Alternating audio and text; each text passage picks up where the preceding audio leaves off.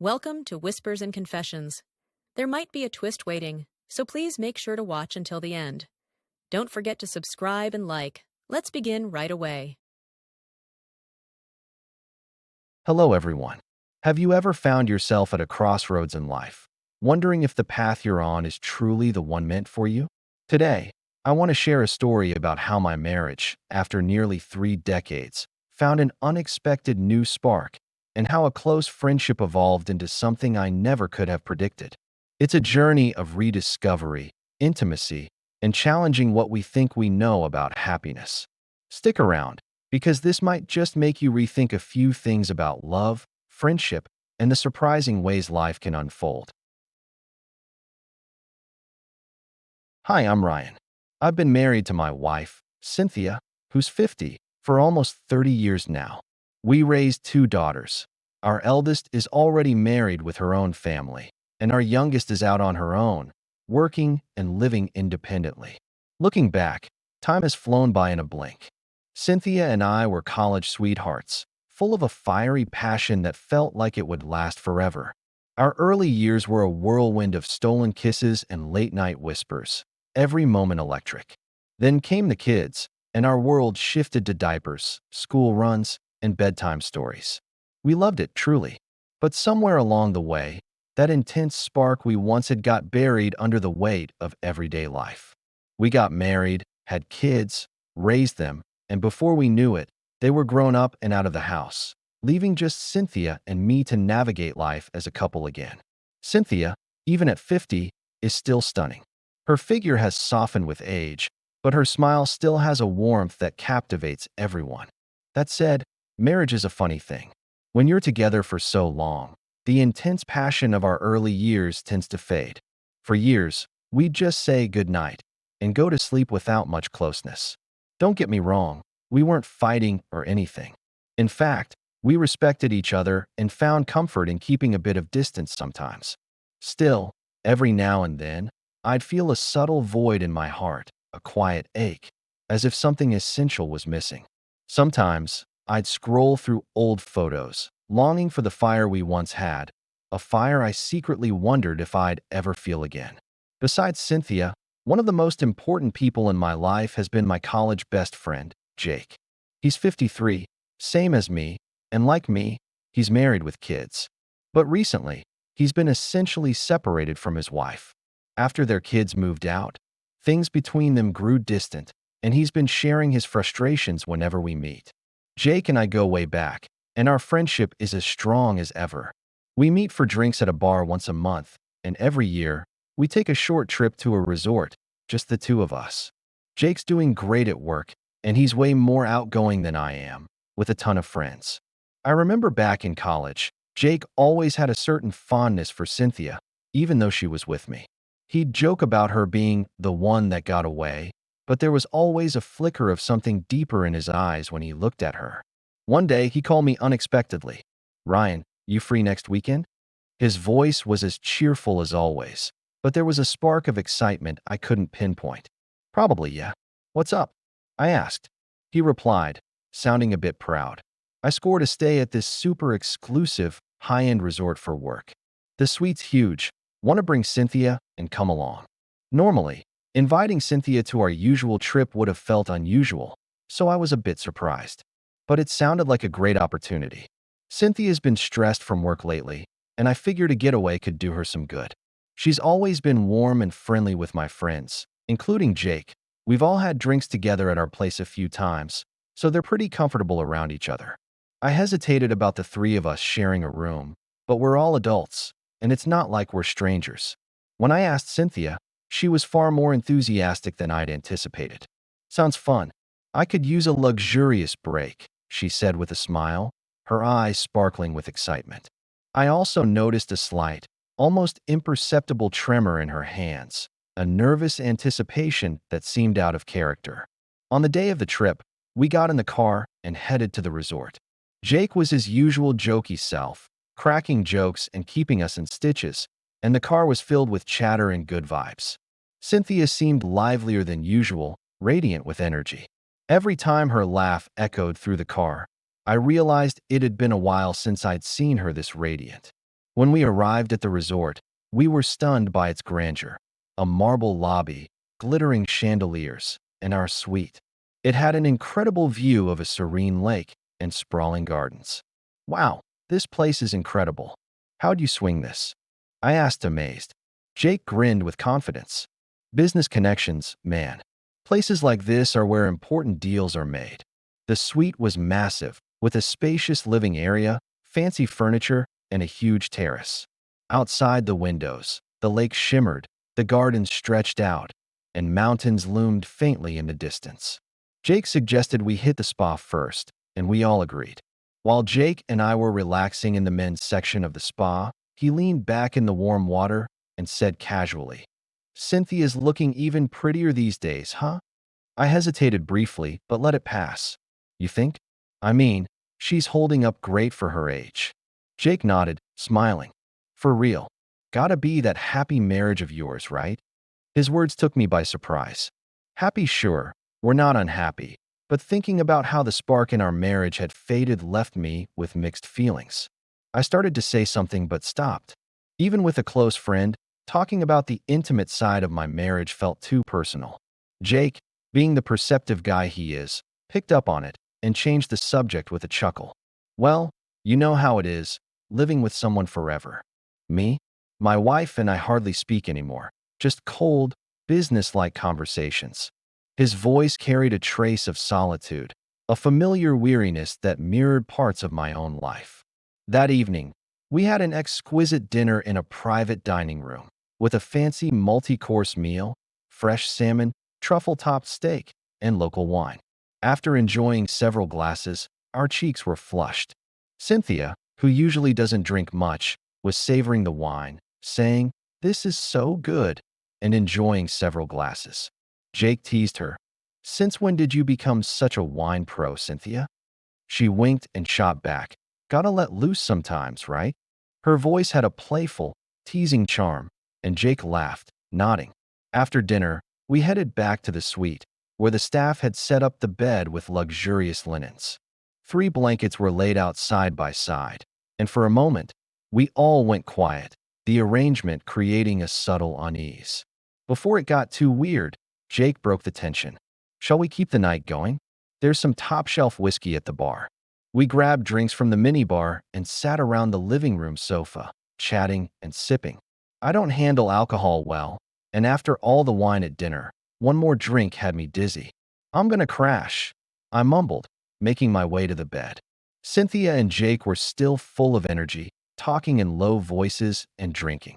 Cynthia's gentle laughter lulled me to sleep.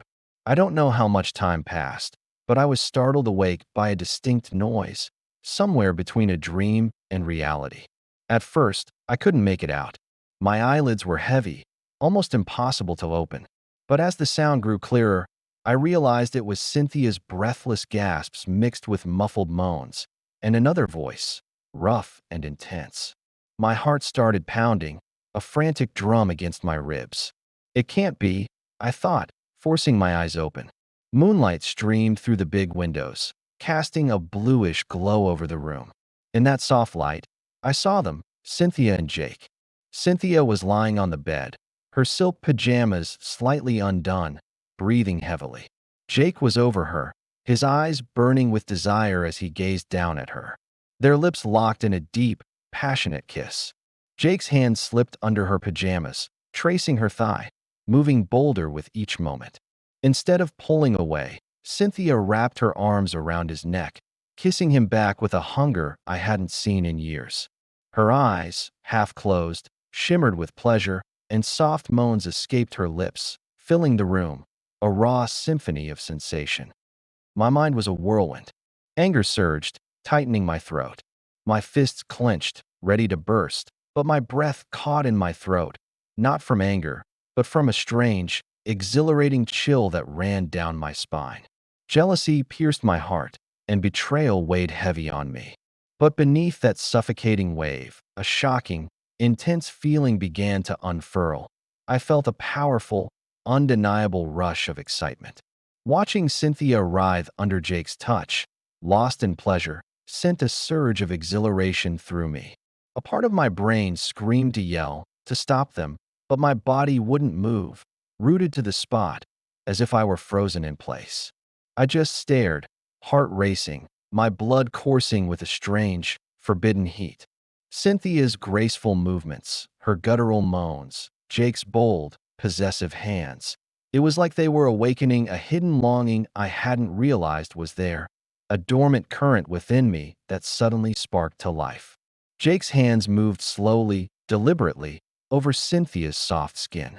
Her pale skin shimmered softly in the moonlight, her curves standing out even more, inviting his touch.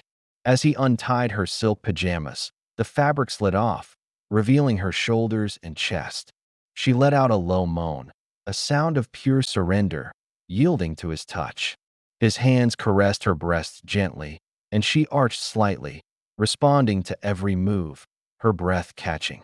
"Jake," she gasped his name, her trembling voice stirring me deeply, reaching into a forgotten part of my own desire. His hands traveled lower, exploring the inside of her thighs, and she parted her legs slightly, sinking deeper into the pleasure. Her moans grew louder, echoing in the room, each sound fueling my own escalating excitement. I was utterly enthralled by her every reaction, her half-closed eyes, her pleasure-soaked expression, the way her body craved Jake's touch. It was like reawakening the passionate, uninhibited side of Cynthia I'd lost sight of. Jake got bolder. He peeled off her pajamas completely, leaving her body bare in the moonlight. Her soft curves and pale skin looked breathtakingly beautiful. He leaned down, kissing her neck, his hands teasing her most sensitive spots, driving her wild. Cynthia called his name between moans, completely surrendering to the moment, her defenses utterly dissolved. Her breathing quickened, her body arching like a bow. I watched, barely breathing, unable to look away, my own excitement overwhelming. As she reached her peak, her body trembled violently, her moans piercing and unrestrained, before softening as she relaxed, a satisfied sigh escaping her lips. The room fell quiet again. Jake, catching his breath, looked down at her. They locked eyes, whispering something softly to each other, a shared secret passing between them. I etched every moment into my memory, her pleasure-drenched face, her trembling body, their quiet whispers. It all sparked a powerful, secret longing in me. Anger and jealousy were still there, a dull thrum beneath the surface, but they felt powerless against this intense thrill. My body was on fire, my heart pounding. This moment had revealed a new side of my wife, and I was hooked. Soon, the room grew still. Jake and Cynthia slipped back under their blankets, and I pretended to stay asleep, like I hadn't seen a thing. But my mind was racing, replaying the scene, the thrill lingering, a burning ember in my thoughts. The next morning, we ate breakfast and strolled around the resort as if the night before hadn't occurred. A curious tension hung in the air, a silent acknowledgement beneath the forced normalcy. Cynthia looked a little tired but still radiant. Jake kept the atmosphere cheerful with his usual jokes, and I played along, laughing and chatting.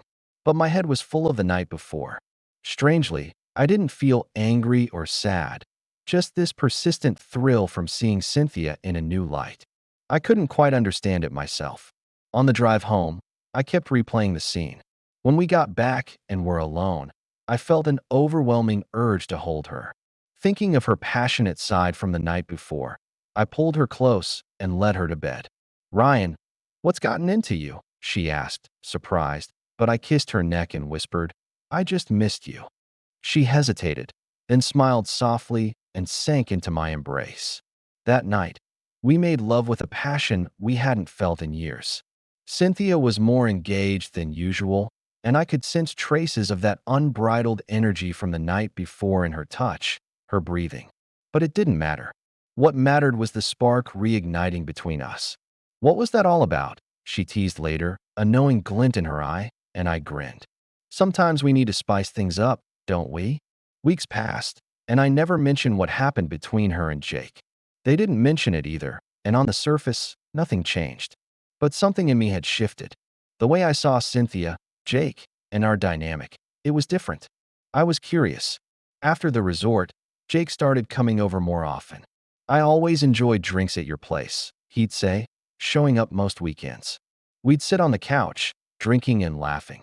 I started being more affectionate with Cynthia in front of him, my hand lingering on her waist, my arm casually draped around her shoulders, a deliberate gesture. I'd watch Jake's reaction, and when his eyes followed my hands, I felt an unfamiliar rush. There was a mix of jealousy and desire in his gaze, a smoldering intensity that emboldened me further. One night, while we were drinking, I said playfully, "Cynthia, refill Jake's glass." She looked startled for a second, but smiled and filled his glass. Their fingers lightly touched, and their eyes locked for a brief moment, a flash of electricity. I didn't miss it. "Jake, give Cynthia a shoulder rub. She's been stiff lately, and I'm no good at it," I said with a laugh, my eyes fixed on them. Jake glanced at me, a questioning flicker in his eyes, then nodded. He moved behind her, placing his hands on her shoulders. Cynthia stiffened initially, but relaxed as he massaged gently. "Wow, that feels good," she said, her voice trembling slightly, but laced with pleasure.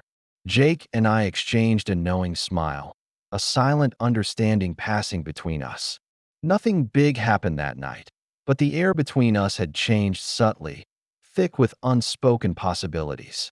About a month later, Jake suggested another trip, this time to a fancy beachfront hotel, another business opportunity with a suite. "Ryan, you in?" he asked, his voice full of excitement, though I detected a hint of underlying tension. I agreed right away and told Cynthia. "Another trip with Jake?" she asked, pausing, but then smiled. "Sure, I'm down." Her voice held a mix of anticipation and nervousness. The hotel was stunning, with a huge suite, 2 king beds, and a view of the endless ocean. After dinner, Jake grabbed whiskey from the minibar, and we sat on the sofa, watching the waves crash against the shore. Out of nowhere, Jake got serious. "Honestly, you two make me envious. You always seem so tight." "Us?" I laughed. "What about you?" He stared at his glass, swirling the amber liquid. "My wife, we hardly speak anymore. We're like roommates, sharing a postal code more than a life." Cynthia started to say something, but stopped. "We're not," she trailed off, looking down, her gaze distant. "We're not what?" I pressed, my voice softer than I intended, but she just smiled shyly and dodged the question. That's when I decided to be honest. The moment felt right. The truth was bubbling to the surface. "I saw you two at the resort." The room fell completely silent, the only sound the distant roar of the ocean. Jake's face went pale, and Cynthia's eyes widened, her breath catching. "Ryan," she whispered, her voice shaking, frail and uncertain. I raised a hand to stop her. "I'm not mad. Honestly, I don't know how to say this, but I felt exhilarated watching you." Saying it out loud felt surreal, a confession I never imagined making, but it was the truth. "What?" Jake stared, confused, his brow furrowed. "You're my best friend, and Cynthia's my wife. You're both important to me. But seeing you together, it wasn't jealousy. It was thrilling." Does that sound strange? Silence hung heavy, pregnant with unspoken emotions. Cynthia spoke, her voice trembling, but now with a rising strength. "I was drunk, but I knew what I was doing. I felt you watching." I froze. "You knew?" "Not for sure, but I sensed it. And it gave me more courage. It felt liberating, knowing you were there, seeing me." Her face flushed, her eyes swirling with a complex mix of emotion, vulnerability, defiance, and a hint of something audacious. Jake, who'd been quiet, finally spoke, his voice a mix of confusion and nerves. "Do I apologize? Or what's going on here?" I laughed, a genuine, relieved laugh. "No apologies. If anything, it made things better between us. We got our spark back." Cynthia's cheeks reddened, a soft smile forming. "So," I continued, looking between them, "if you're both okay with it, I want to keep watching. I want us, all three of us." We talked late into the night, laying out our boundaries and desires. It was a conversation filled with raw honesty, fears, and tentative hopes. For a terrifying moment, I thought I'd shattered everything, the silence a chasm opening between us. But as Cynthia spoke of her own long-held feelings of neglect and her desire to feel truly alive again, and Jake admitted his deep loneliness and a longing for connection that his marriage no longer provided, the pieces began to fit. We discussed what discretion meant, how we'd communicate any discomfort, and that each person's comfort was paramount. This wasn't about hurting anyone, but about finding a new kind of fulfillment for all three of us. Our happiness wasn't just a discovery, it was a conscious choice we made every day, an understanding we nurtured with care. The atmosphere in the room shifted dramatically. Tension and excitement swirled together. Jake and Cynthia stared at me, speechless. "What does that mean?" Jake asked cautiously, his voice low. "A new kind of relationship for us three," I said firmly. "One where no one gets hurt, and we all get what we need." That night, something new began. I sat on the sofa, watching as Cynthia and Jake hesitated at first, their eyes flickering between each other and then to me. But as his hands wrapped around her waist, her lips brushing his neck, she let go, a soft sigh escaping her. Her eyes sparkle with pleasure, occasionally meeting mine with a mix of emotions, desire, acknowledgement, a silent question. I smiled back, captivated by her graceful movements. Jake's hands peeled off her clothes, exploring deeper, and her moans filled the room as she responded more intensely. Her body arched at the peak, and I soaked in every moment, a silent witness to a passion that was now, strangely, ours. Our private arrangement continued. Jake's visits became special nights. To others, it was just a friend coming over for drinks, but behind closed curtains, our private world unfolded. I mostly watched, though sometimes Jake watched Cynthia and me. It was an unconventional dynamic, but it worked for us. Our stale marriage rekindled its passion, and Jake, stuck in his own lonely marriage, seemed to find some peace in this. Society might not understand, but it was a space where we all found what we were missing. We established unspoken rules, a silent understanding that kept the balance. We were careful, discreet, and always prioritized each other's comfort and happiness. One day, Jake showed up at my office, which was rare. "Got a minute?" he asked, looking uneasy. "Want to grab a beer tonight?" After work, we hit a pub. Over drinks, he shared surprising news. "I'm getting divorced." I set my glass down, shocked. "What? Why now?" He gave a sad smile. "It's not sudden. We've been talking about it for years. The kids are okay with it, so we're finally doing it." "But why now?" I pressed. He looked at his glass. "Spending time with you guys helped me understand true fulfillment. I don't love my wife anymore. She doesn't love me either. With the kids grown, it's better to move on." I fell silent, wondering if our dynamic pushed him to this. "Is this my fault?" I asked. He shook his head. "No way. You guys helped me see what real happiness looks like. I don't want to fake it anymore." "What's next?" "I'm renting a condo," he said, meeting my eyes. "And if it's cool, I'd like to keep things going with you guys." I nodded. "Of course. Nothing changes." That night, I told Cynthia about the divorce. "Jake's getting divorced?" She looked surprised, but perhaps slightly relieved. "What now?" "He's getting a condo and wants to keep our thing going." "Okay," she said softly. "I'm fine with that." A month later, Jake settled into his new place. The divorce went smoothly, and we'd visit him, or he'd come to ours. Our connection strengthened, and we even took trips together. To outsiders, it was just friends vacationing, but for us, it was more. About 6 months later, I realized this unique arrangement was making us all happy. Our marriage was alive again. Jake found freedom from a loveless marriage, and I discovered a new kind of love. One day, Cynthia asked, "Do you ever regret this?" Her gaze was earnest, her eyes searching mine. I thought for a moment, weighing the depths of my feelings. "No, I'm grateful."